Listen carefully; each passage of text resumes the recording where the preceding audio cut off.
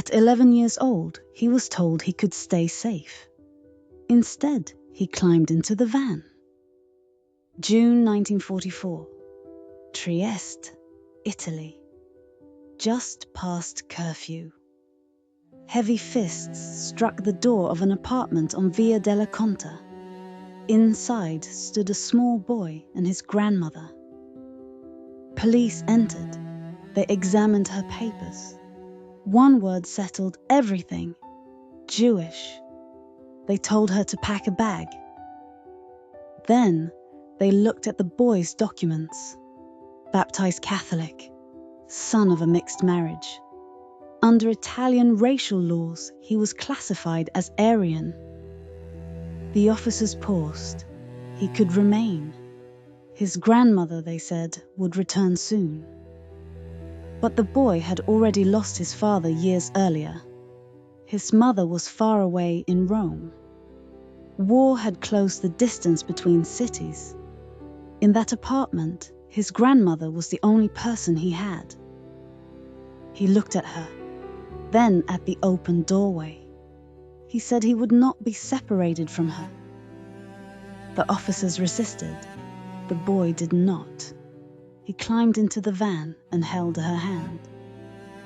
They were taken first to the Risiera di San Saba in Trieste, a former rice factory converted into a detention and transit camp. Prisoners were held there before deportation east. Guards enforced order with violence. Food was scarce. Time blurred. After several weeks came the transport. June 24th, 1944. They were forced into a cattle car with dozens of others. The journey lasted more than a week. No proper sanitation. Almost no food.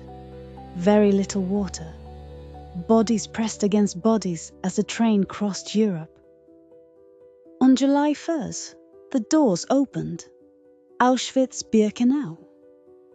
Men were separated from women. The boy tried to follow his grandmother.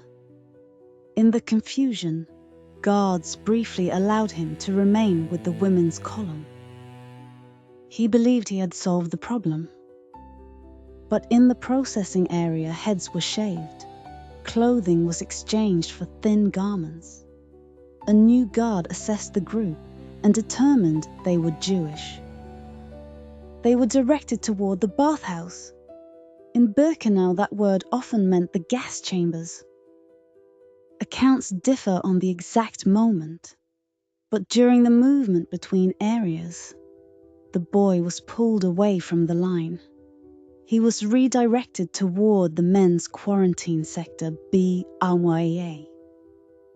His grandmother continued forward. She did not return. Now he was alone in a camp where children were rarely allowed to live. Official policy considered those under 14 unfit for labor.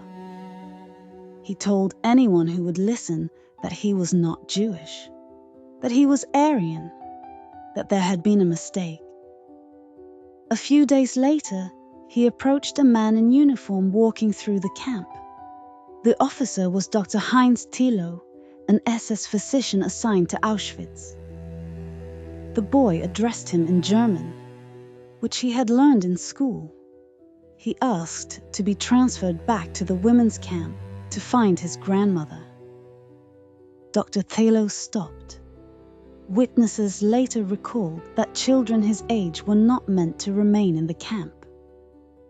The physician turned to a subordinate and asked why the child was there. He reportedly said he did not want to see him the next day. Among the prisoners nearby was an Austrian Jewish doctor, registered as prisoner 128,828. His name was Dr. Otto Wolken. Dr. Otto Wolken understood what that statement implied. He could have stepped away. Survival in Auschwitz often depended on invisibility, but he approached the boy instead. He listened. Then he made a decision. Dr. Otto Wolken and other prisoners moved the child between bunks, During inspections, they hid him under blankets. They positioned themselves in front of him when guards passed. But concealment was temporary. Without registration, the boy remained at constant risk. 2 months later, a transport arrived from the island of Rhodes. In the confusion of intake, Dr. Otto Wolken bribed a guard in the political department. The risk was severe. If discovered, the consequences would have been immediate. The boy was placed among the new arrivals as though he had just disembarked. He was processed. A number was tattooed on his arm, B7525. He was no longer unregistered. He now existed within the system. Dr. Otto Wolken claimed him as his porta ordini, a messenger assigned to assist him. That role gave the boy purpose inside the camp structure. He carried bowls, delivered notes, moved between barracks. Other prisoners later described him as a small presence among men who had forgotten how to smile. The statistics remain stark. Of the hundreds of Italian children under 14 deported to Auschwitz, only a few dozen survived. Winter came. January 1945. Soviet forces advanced from the east. The SS began evacuating the camp. Thousands were forced onto what later became known as death marches. Prisoners who could not keep pace were shot. Camp doctors categorized the remaining prisoners: those who could walk, those who might travel by train, and those too ill to move. Rumors spread that the remaining barracks might be destroyed. Most who could stand tried to leave. Dr. Otto Wolken did not. He remained with patients in the camp hospital who could not move on their own. He kept the boy with him. On January 25th, a Gestapo unit entered the hospital and ordered Jewish prisoners to assemble outside. Dr. Otto Wolken instructed his patients to remain in bed and silent. He hid. The boy crawled beneath a bunk. Approximately 150 prisoners were marched out that day. Shots were heard later. For 2 days there was quiet. On January 27, 1945, Soviet soldiers entered Auschwitz. The boy and Dr. Otto Wolken were alive. In April 1945, a photograph was taken in Krakow. A 12-year-old sat before a commission investigating war crimes. He rolled up his sleeve and displayed the number B7525. His testimony contributed to early documentation of what had occurred inside Birkenau. Dr. Otto Wolken preserved secret notes during his imprisonment. After the war, those records were used in legal proceedings.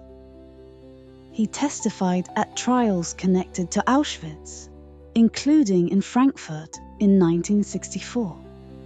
His documentation entered official archives and later informed historical research and court proceedings. The boy returned to Italy. For decades, little was publicly known about his life. Historians sometimes referred to him as the vanished child of Auschwitz. His name was Luigi Ferri. Luigi Ferri did not pursue public prominence. He did not build a career around memory. Records show he lived in Italy, largely outside media attention. Years passed. Generations shifted. Then, in 2022, Luigi Ferri gave an extended interview about his experiences. At nearly 90 years old, he described the night in Trieste, the transport, the separation, and the survival. On February the 12th, 2024, Luigi Ferri died in Rome at the age of 91. His survival was not only a personal outcome. His testimony, alongside that of Dr. Otto Volken and others, entered institutional records. It shaped legal cases. It informed educational materials. It became part of how Auschwitz is documented and taught. Afterward, his story appeared in historical studies of Italian deportations. His number, B7525, became part of archival listings maintained by memorial institutions.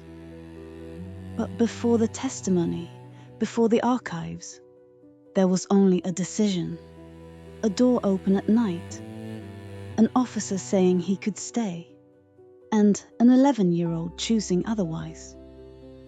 He stepped into the van. He held her hand. That was the first act.